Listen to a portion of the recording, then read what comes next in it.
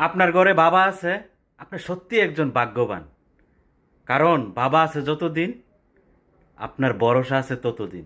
বাবা হচ্ছে সন্তানের জন্য বটগাছের ছায়ার মতন। সারাটা জীবন নিঃস্বার্থভাবে আপনাকে ছায়া দিয়া যাব।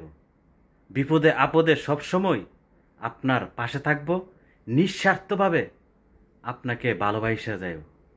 বাবা যেদিন থাকবো না, সেই দিন পৃথিবীটা আপনার কাছে অন্ধকারের মতন লাগবে।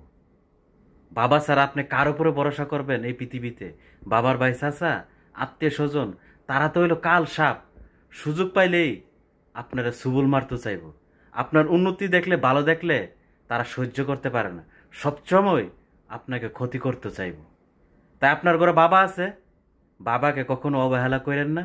সবসময় আদর, মোহাব্বত, ভালোবাসা দিয়া বাবারে এই বুকের মধ্যে জড়ায় রাখেন। কখনো মনে কষ্ট দিয়া বাবার সাথে কথা বললেন না। এটা আমার পক্ষে থেকে ব্যক্তিগতভাবে সবার প্রতি অনুরোধ রইল।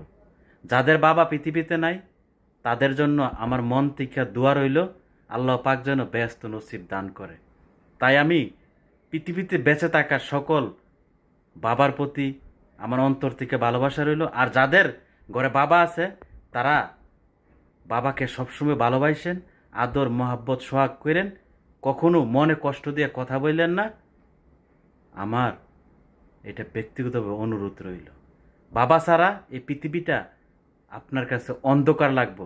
এটা সেদিন বুঝতে পারবেন যেদিন আপনার ঘরে বাবা থাকবো না।